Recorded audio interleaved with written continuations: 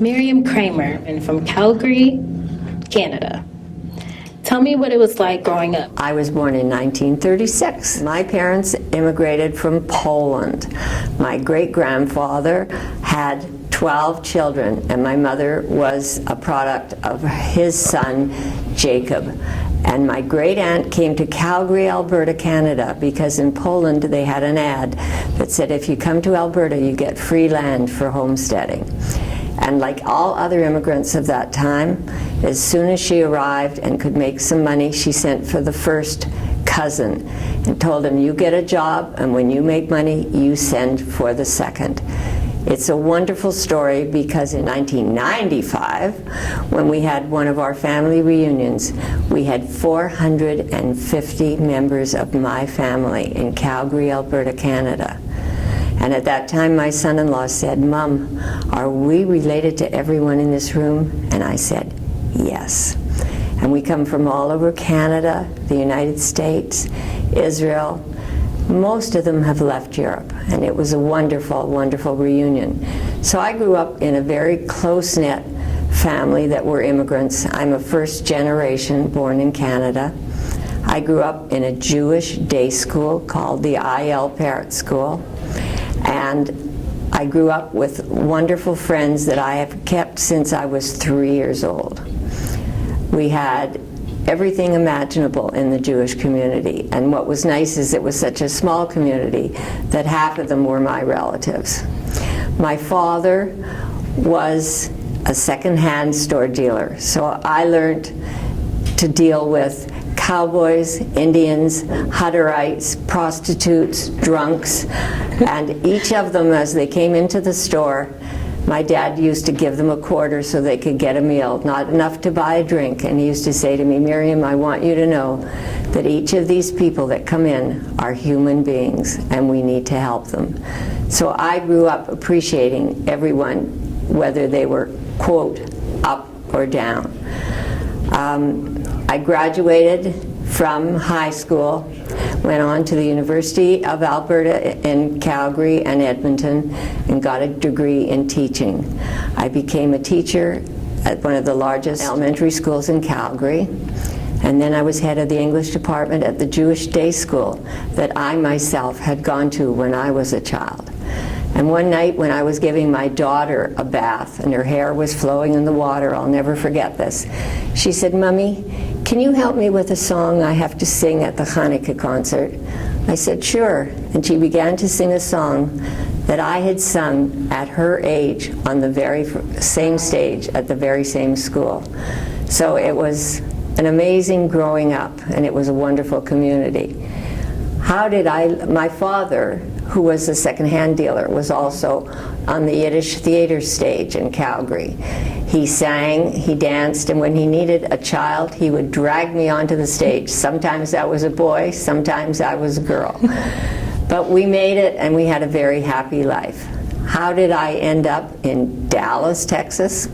Well, my aunt lived in Vancouver, and I went out to visit, and she said, we have a young man we want you to meet. He went to university with my cousin. I met my husband in Vancouver, British Columbia.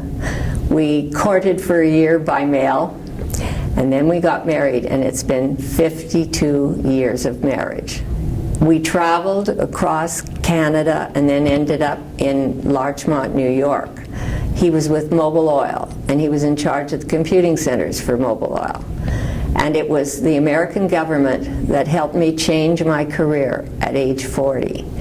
When we were moving to the United States, they rejected my application because I was a teacher. And in the States at that time, in the late 70s, they had too many teachers. So I came in on my husband's executive visa, and the children as well. And I had no right to work. I had no green card. So I said, okay, what do you know and what can you do? I can sing, I can dance, I can play the piano, I can speak Yiddish. I went to a Jewish folks home, old folks home, which has the worst name I've ever heard of. This was the United Home for Aged Hebrews. I told them they had to change the name. Anyhow, I went in and I said, can I volunteer for you, but you may not pay me. I don't have the right to work. I volunteered full-time, 40 hours a week, for 2 years at this old folks home and became very fond of working with seniors. So when I was called back to Canada and my number came up 2 years later, we got our green cards and the children and I were reprocessed. But I stayed in the senior work from that day on.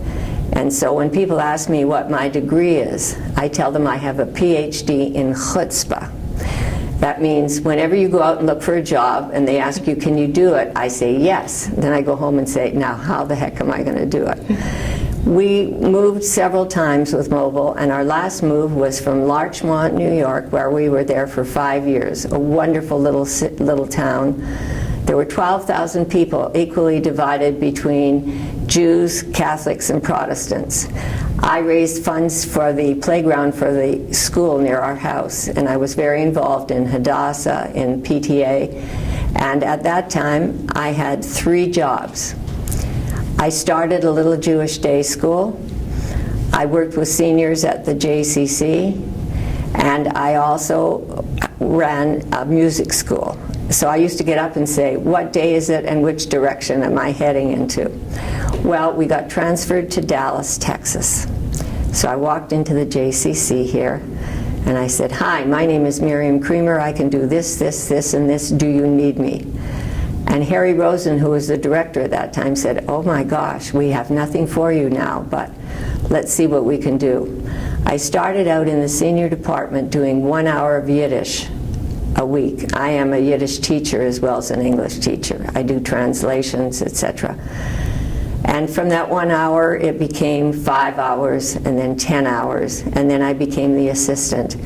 And the director at that time, Myrna Hauser, who was a widow, met a wonderful man, and she was getting remarried. And she said, Miriam, I'm going to leave the department. So I said, okay, I'm going to apply for the directorship.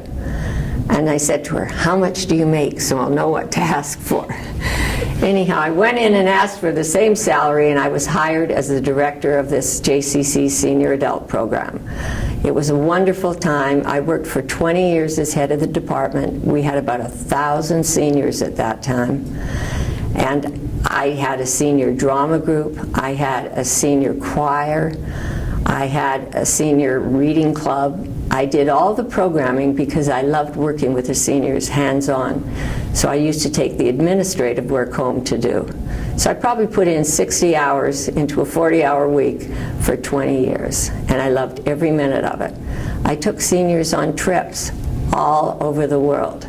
We went to Russia, we went to Europe, we went to Hawaii, we went to up and down the Caribbean. We went everywhere a boat or a train could take us. And then the food program that we have here now, I started 20-some years ago. I hired James, who was the cook. He just retired, and I hired and started the Kosher food program. I absolutely loved coming to work every day. I couldn't wait to get up and come to work. And now I've been retired since I was 62. I loved my years at the JCC. I loved working with the seniors. Traveled all over the world, as I said, with them. And it's wonderful to be part of the Jewish community. I'm now active in Hadassah and very active in Yiddish. I've done some amazing translations. I've done love letters that someone found in their grandmother's room after she passed on, that her grandfather had sent the grandmother when they were courting. Unfortunately, I translated a suicide note that was left by someone's grandfather. I have translated courting notes of others. It's been an interesting life of translating in Yiddish, and I teach Yiddish. I taught for years in the Joys of Jewish Learning, and I now do a little volunteer Yiddish teaching. And I've had a very happy life in the Dallas Jewish community. When we moved here, I was very concerned. I wrote a letter and said, does Dallas have a kosher restaurant? How many Jews are in Dallas? Well, I'd like to tell you that on my block, we live in North Dallas, there are 10 Jewish families. So if I needed to have a prayer session, which is a minyan of 10 people, I could just call in all my neighbors. We belong to Beth Torah congregation, which is a conservative congregation which accepts women as part of the prayer group. Orthodox groups do not. And the first time I was called up to the Torah, my husband, we went up together. He sort of went like this with his elbow and said, "You're doing a call to the Torah. Your parents are probably turning over in their graves," because they were Orthodox. But I was raised in an Orthodox synagogue where the women sat upstairs and the men sat downstairs. We were separated. We're now part of a conservative congregation where we're all together and women have the equal rights with men. Dallas is a wonderful Jewish community. We've been here since the late 70s, and I feel very fortunate to have been part of it, and still am being part of it. I don't want to put that in the past tense. Why did I retire so early?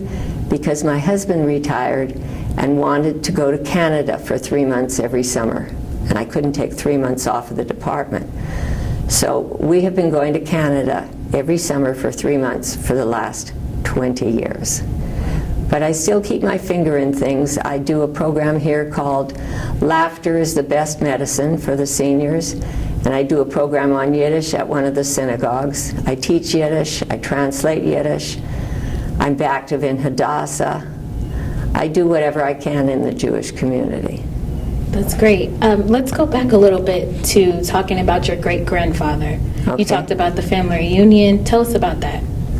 Well, my great-grandfather, according to my mother, was like Fiddler on the Roof. He was a milkman, he had a dairy farm, and unfortunately in Poland, when he used to go to the market with his horse and wagon, they used to know that when he was coming home, they'd be very fortunate if he still had money, because the Poles would wait for him and they would beat him up. My mother's memories of growing up in Poland were not very pleasant. Her grandmother was pushed off a train because they said, "There's a Jew," and she was killed. So my mother lost her mother when she was 12 years old.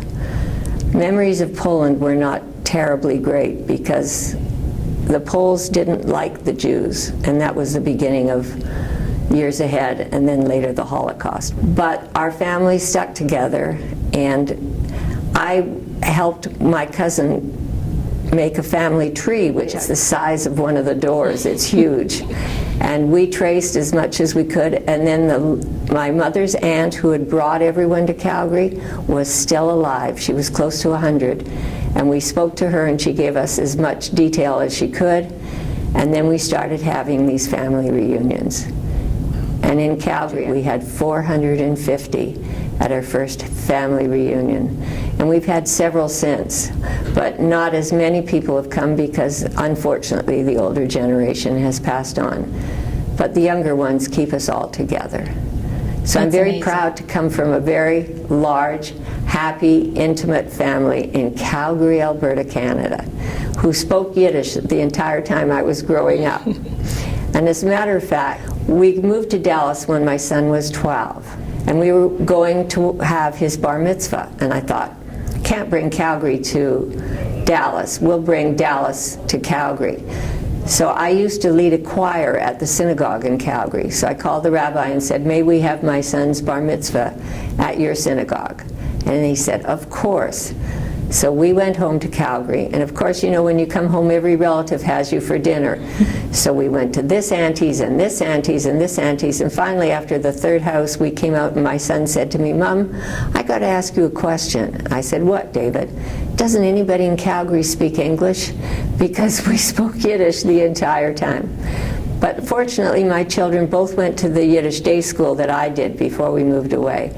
So they can understand Yiddish. My daughter used to be able to write it, but she doesn't write it very much anymore. Now you said you still have a brother that's living. Right. And he lives in Israel? Yes. I had a sister named Ida who lived in Calgary, and she and I used to write all the shows that were put on. We were great in writing shows and parodies, and she was National Vice President of Canadian Hadassah. I was very, very proud of her. Unfortunately, she passed away 3 years ago. She was my older sister. My younger brother, whose name is Alan Zisblatt, retired 4 years ago, and for 20 years he was the Assistant Attorney General of Israel. The Attorney Generals are always the elected positions, but he was the meat and potatoes. He was the one who did a lot of the workings. He's lived in Israel since he graduated from law school. And I remember the letter he wrote to my sister and I. He said, "The reason I'm moving to Israel is that when my children walk out the door, they're Jewish. I'll be living in a Jewish homeland." Little did he know that his son, when he turned 80, would be walking out the door with a gas mask on his face and fighting in the Israeli army. But thank goodness he has 3 children. One lives in Indonesia. He's a film director.